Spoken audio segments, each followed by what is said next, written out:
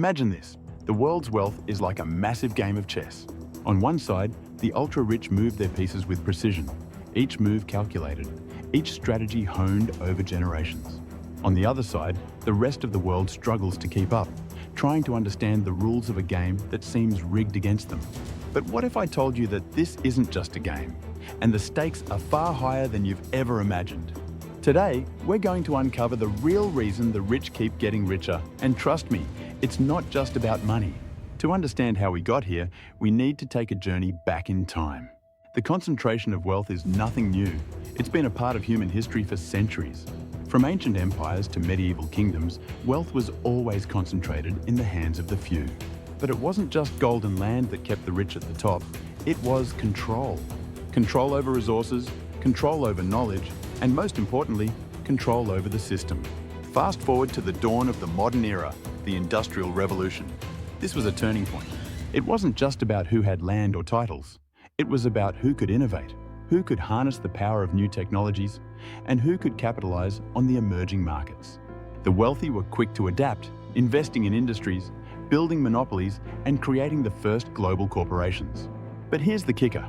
They didn't just make money, they changed the rules of the game itself, the creation of the wealth machine. Let's talk about what I like to call the wealth machine. This isn't some conspiracy theory, it's the very real system that was designed to generate and perpetuate wealth for those at the top. It started with the creation of the stock market, a place where the rich could invest their money and watch it grow exponentially. But the stock market wasn't created for everyone. In the early days, only the elite could participate. They used their influence to shape the market, making sure it worked in their favor. The wealth machine also includes the banking system. Banks weren't just places to store money, they became the engines of wealth creation. The wealthy had access to loans, credit, and investment opportunities that were out of reach for the average person.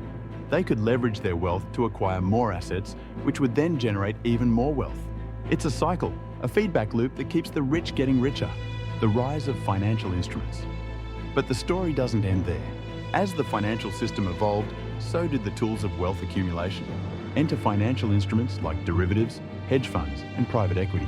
These are complex and often opaque tools that allow the rich to amplify their wealth in ways that most people can't even begin to understand. These instruments are designed to minimize risk and maximize returns, but here's the catch. They're only available to those who already have significant wealth. Think about it. If you have $1 million, you can invest in a hedge fund that might yield double-digit returns. But if you only have $1,000, your options are limited to low-yield savings accounts, or, if you're lucky, a modest stock portfolio. The rich have access to exclusive investment opportunities that aren't just more profitable, they're also safer, thanks to diversification and insider knowledge. The power of leverage and debt. Now, let's dive into one of the most powerful weapons in the arsenal of the wealthy. Leverage. Leverage is essentially using borrowed money to increase the potential return of an investment. It's like playing with someone else's money. For the rich, leverage is a tool to multiply their wealth without necessarily increasing their risk. They can buy properties, stocks, or even entire companies with borrowed funds, reaping the rewards while the debt is serviced by the income generated from these assets. But here's where it gets really interesting. While the rich use leverage to increase their wealth, the average person often uses debt to survive. Credit cards, mortgages, student loans, these are forms of leverage too, but they're used for consumption, not investment. This creates a double-edged sword. The rich get richer by using debt strategically, while everyone else risks falling into a cycle of debt that's hard to escape. Tax codes and loopholes. Let's shift gears and talk about something that often flies under the radar: taxes. You've probably heard the phrase, the only things certain in life are death and taxes. But for the wealthy, taxes aren't as certain as they are for the rest of us. The tax code is a labyrinth, filled with loopholes, deductions, and incentives that disproportionately benefit the rich. And who do you think lobbied for those loopholes? That's right, the wealthy and their armies of lawyers and accountants. Take capital gains tax, for example. The rich make a significant portion of their income from investments, not wages. And guess what? Capital gains are taxed at a lower rate than ordinary income. So while a middle-class worker might be paying up to 37% in taxes on their salary, a billionaire might only be paying 20% on the sale of their stocks. And that's just one example. There are countless strategies the rich use to minimize their tax burden, from offshore accounts to charitable foundations. The role of influence and power. But perhaps the most insidious advantage the rich have is their ability to influence policy and politics. Money is power, and nowhere is this more evident than in the corridors of political influence. The wealthy don't just vote, they fund campaigns, lobby politicians, and even finance think tanks that shape public policy. This influence allows them to create a legal and regulatory environment that favours their interests. Whether it's deregulation, tax cuts, or subsidies, the policies that get passed often disproportionately benefit the rich. This isn't just about having more money, it's about having the power to shape the rules of the game. When you control the levers of power, you can ensure that the system continues to work in your favour, perpetuating your wealth and that of your peers. It's a cycle that reinforces itself, generation after generation. The psychological edge and the wealth mindset. Now, let's delve into the psychology of wealth. It's often said that the rich think differently about money. And it's true. The mindset of wealth is not just about accumulating money, it's about understanding and leveraging opportunities, taking calculated risks, and having a long-term perspective. The rich are conditioned to think in terms of abundance, not scarcity. They see money as a tool, not a goal. And this mindset allows them to take advantage of opportunities that others might miss. But this mindset isn't just a product of wealth, it's a contributor to it. The rich are more likely to invest in education, seek out mentors, and surround themselves with like-minded individuals. They understand the power of networks and relationships, and they leverage these to gain access to even more opportunities. This creates a reinforcing cycle. Wealth creates confidence, which leads to more wealth, which in turn creates more confidence. The education and opportunity gap. Let's talk about one of the most significant, yet often overlooked factors that contribute to the wealth gap. Education. The rich have access to the best education money can buy. From elite private schools to Ivy League universities, they receive not just a better education, but also the social capital that comes with it. They're taught not just the curriculum, but the unwritten rules of success, the importance of networking, the value of internships, and the pathways to power. But it's not just about where you go to school, it's about the opportunities that come after. The rich have the resources to take unpaid internships, travel the world, and start businesses without the fear of failure. They can afford to take risks, knowing that they have a safety net to fall back on. This creates a massive advantage, as they can build their resumes and networks in ways that most people can't. Generational wealth and the inheritance advantage. Now, let's address the elephant in the room: generational wealth.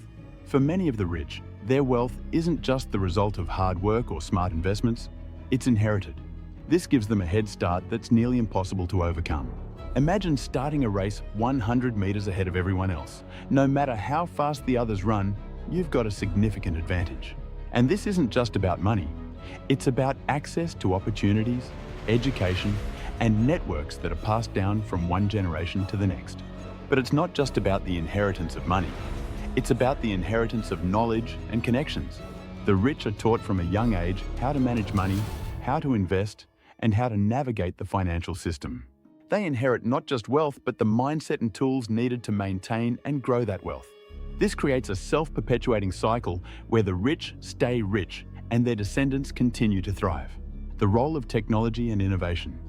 We live in an age where technology is the great equalizer, or so we're told. But in reality, technology often amplifies the advantages of the rich.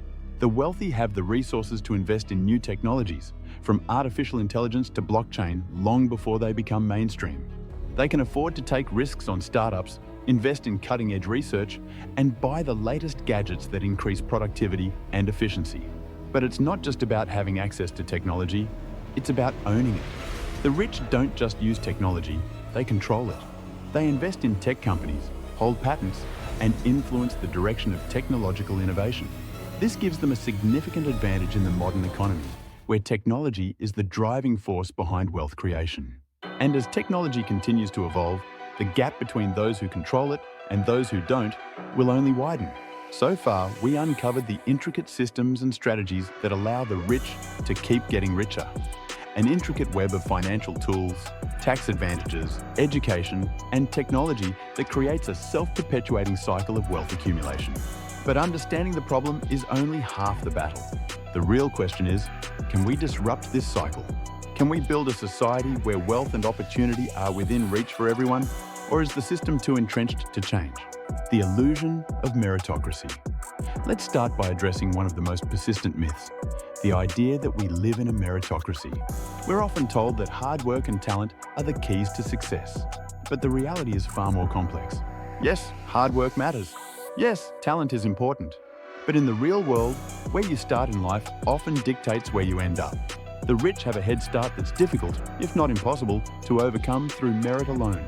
This illusion of meritocracy is powerful because it gives us hope.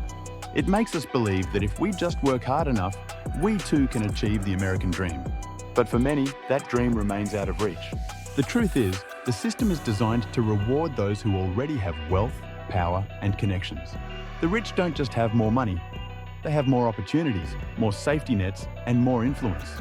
It's not a level playing field, and it never has been. The impact of wealth on society. Now, let's talk about the broader impact of this growing wealth gap. When the rich keep getting richer, the rest of society pays the price. We see it in the erosion of the middle class, the rise in income inequality, and the increasing concentration of power in the hands of a few. But it doesn't stop there. Wealth inequality leads to social inequality, which in turn leads to political inequality. It's a vicious cycle that undermines the very foundations of democracy. When wealth is concentrated at the top, the wealthy have more influence over politics and policy. They can afford to lobby for laws that benefit them, fund campaigns, and shape public opinion through media ownership. This creates a feedback loop where policies favor the rich, leading to even greater wealth concentration. It's not just about money. It's about power and the ability to shape society in ways that benefit a small elite at the expense of the many. The rise of economic insecurity. But what does this mean for the average person? The growing wealth gap has real consequences for millions of people. As the rich get richer, economic insecurity for the rest of society increases. Wages stagnate, jobs become more precarious, and the cost of living continues to rise. Meanwhile, the safety nets that once protected the middle class, like affordable healthcare, education, and housing, are being eroded. This growing divide leads to feelings of frustration, resentment, and hopelessness. People begin to question the fairness of the system and their place within it. And who can blame them? When the deck seems stacked against you, it's easy to lose faith in the idea that hard work and perseverance will pay off. This growing sense of disillusionment can have dangerous consequences, fueling political instability, social unrest, and a breakdown in trust. The myth of trickle-down economics, one of the biggest lies we've been sold, is the idea of trickle-down economics. The theory goes that if we allow the rich to get richer, their wealth will eventually trickle down to the rest of us in the form of jobs, investments, and economic growth. But decades of evidence have shown that this simply isn't true. The wealth doesn't trickle down. It gets hoarded, invested in financial markets, or stashed away in tax havens. The reality is that the benefits of economic growth are not evenly distributed. The rich get richer, while the middle class and poor see little to no benefit. In fact, in many cases, the wealth of the rich comes at the expense of the rest of society. Jobs are outsourced, wages are suppressed, and public services are cut to make way for tax cuts and subsidies that disproportionately benefit the wealthy. Trickle-down economics is not just a flawed theory, it's a dangerous one that exacerbates inequality and undermines social cohesion. Potential solutions: changing the game. So, what can be done? Is there a way to change the game? The first step is recognizing that the system as it currently stands is unsustainable. We need to rethink our approach to wealth, power, and opportunity. One of the most effective ways to do this is through progressive taxation.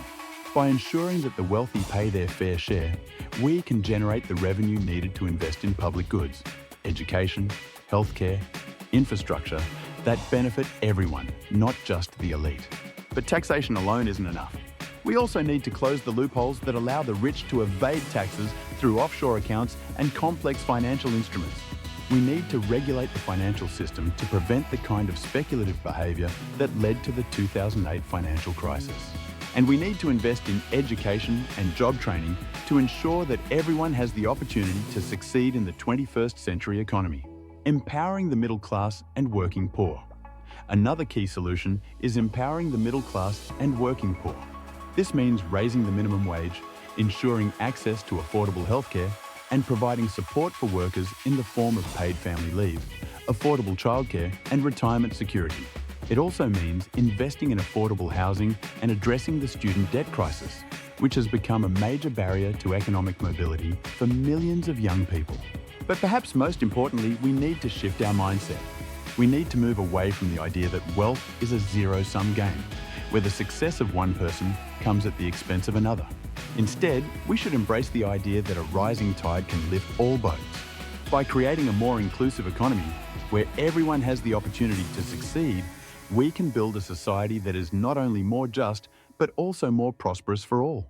The role of technology in bridging the gap. Let's return to the role of technology. While we've seen how technology can amplify the advantages of the rich, it also has the potential to be a great equalizer. The rise of the internet, for example, has democratized access to information, education, and even capital. Crowdfunding platforms, online education, and digital marketplaces have created new opportunities for entrepreneurs and small businesses. But to truly harness the power of technology for good, we need to ensure that access to these tools is available to everyone, not just the wealthy. This means investing in digital infrastructure, ensuring access to high-speed internet in rural and underserved areas, and providing digital literacy training to those who need it most. It also means addressing the growing concentration of power in the hands of a few tech giants, whose control over data, algorithms, and platforms can stifle competition and innovation. By democratizing access to technology, we can create new pathways to wealth and opportunity for everyone. The power of collective action. But perhaps the most powerful tool we have to address wealth inequality is collective action. Throughout history, progress has been made when people come together to demand change. From the labor movements of the 19th century to the civil rights movements of the 20th century, social change has always been driven by collective action. Today, we see this in the growing calls for economic justice, environmental sustainability, and political reform. Collective action can take many forms: voting, organizing, protesting, or simply having conversations about the issues that matter most. It's about recognizing that we are all connected and that our individual actions can have a collective impact. By working together, we can challenge the status quo, demand policies that benefit the many, not just the few, and build a more equitable society for future generations. The future of wealth and society. So, what does the future hold? If current trends continue, we risk living in a world where wealth and power are concentrated in the hands of an increasingly small elite, while the rest of society struggles to get by. But it doesn't have to be this way. The future is not set in stone, it's shaped by the choices we make today. By addressing the root causes of wealth inequality, by investing in the common good, and by embracing the power of collective action, we can build a future where wealth and opportunity are accessible to all. The rich may keep getting richer, but that doesn't mean the rest of us are powerless. The first step to change is awareness, understanding the forces at play, and recognizing the need for action. The next step is up to us. Will we continue to accept the status quo, or will we take the necessary steps to create a more just and equitable society? The choice is ours. The time for change is now. The future is in our hands. So, what will you do? Will you be part of the solution? If you found this video insightful, make sure to like, share, and subscribe. And join the conversation in the comments below. Together, we can make a difference. Thank you for watching. Hit that subscribe button and don't miss out on what's coming next.